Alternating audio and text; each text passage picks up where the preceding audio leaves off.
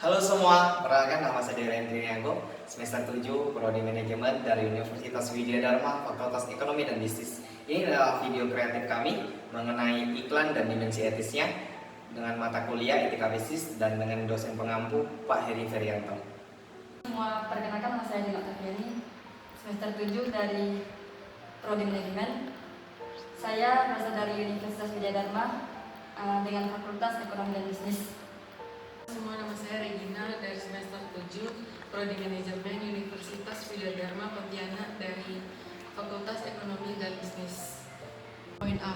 Fungsi iklan sebagai pemberi informasi dan pembentuk opini. Yang pertama, iklan berfungsi sebagai pemberi informasi. Pada fungsi ini, iklan merupakan media untuk menyampaikan informasi yang sebenarnya kepada masyarakat tentang produk yang akan atau sedang ditawarkan ke pasar. Pada fungsi ini, iklan memberikan dan menggambarkan seluruh kenyataan serinci mungkin tentang suatu produk. Tujuannya agar calon konsumen dapat mengetahui dengan baik produk itu, sehingga akhirnya memutuskan untuk membeli produk tersebut. Yang kedua, iklan berfungsi sebagai pembentuk opini. Pada fungsi ini, iklan berfungsi menarik dan mempengaruhi calon konsumen untuk membeli produk yang ditawarkan. Caranya dengan menampilkan model iklan yang persuasif, manipulatif, tendensius dengan maksud menggiring konsumen untuk membeli produk. Baik, saya akan membahas mengenai poin B. Beberapa persoalan etis dalam periklanan.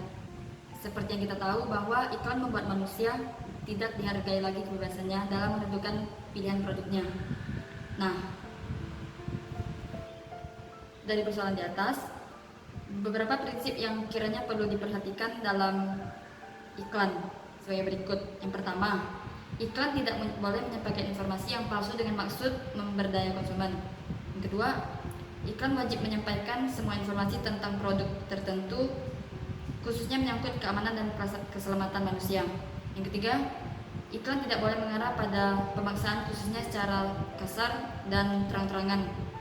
Yang terakhir, iklan tidak boleh mengarah pada tindakan yang bertentangan dengan moralitas. Poin C, makna etis menipu dalam iklan. Fungsi iklan pada akhirnya membentuk citra sebuah produk dan perusahaan di mata masyarakat.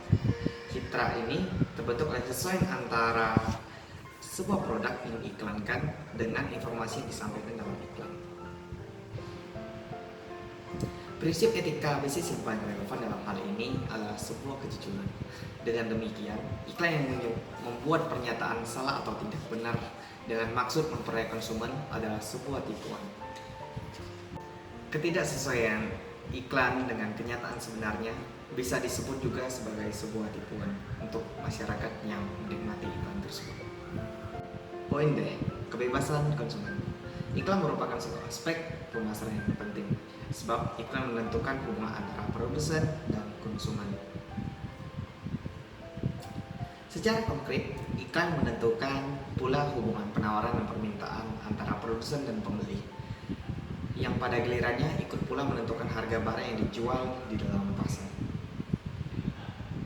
Kode etik periklanan tentu saja sangat diharapkan untuk membatasi pengaruh iklan ini. Akan tetapi, perumusan kode etik ini harus melibatkan berbagai pihak, yang antara lain adalah ahli pihak konsumen atau sebagai lembaga konsumen, ahli hukum, pengusaha, pemerintah, tokoh agama, dan tokoh masyarakat tertentu, tanpa harus merampas kemandirian profesi periklanan. Yang juga penting adalah bahwa profesi periklanan dan organisasi profesi periklanan perlu benar-benar mempunyai komitmen moral untuk mewujudkan iklan yang baik bagi masyarakat.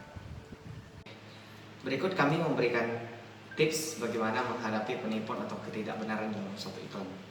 Yang pertama, mencari kebenaran melalui internet dari berbagai website resmi seperti Kompas, Tribun, Indozone, dan sebagainya, sehingga informasi yang dikumpulkan akurat sehingga dapat menghindari ketidakbenaran dalam suatu iklan.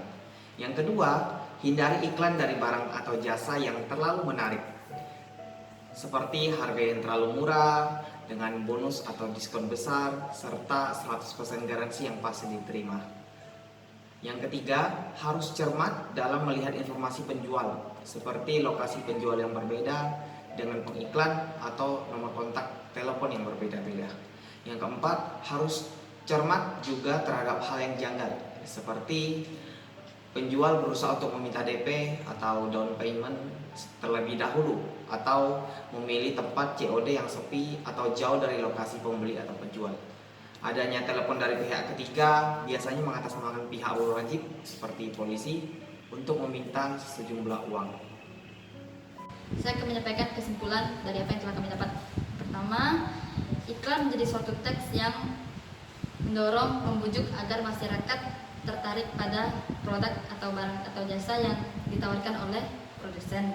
Nah, pasti kita pernah lihat iklan-iklan seperti di TV, di majalah, di perkotaan-perkotaan, ataupun di spanduk-spanduk atau di YouTube juga bisa. Nah, namun kita sebagai masyarakat yang cerdas, kita harus cerdas dalam memilih iklan yang benar-benar baik atau yang buruk. Nah, kita harus survei iklan tersebut itu memang benar-benar nyata atau tidak. Nah, jadi biar kita tidak tertipu oleh oknum-oknum yang tidak bertanggung jawab dalam membuat iklan tersebut.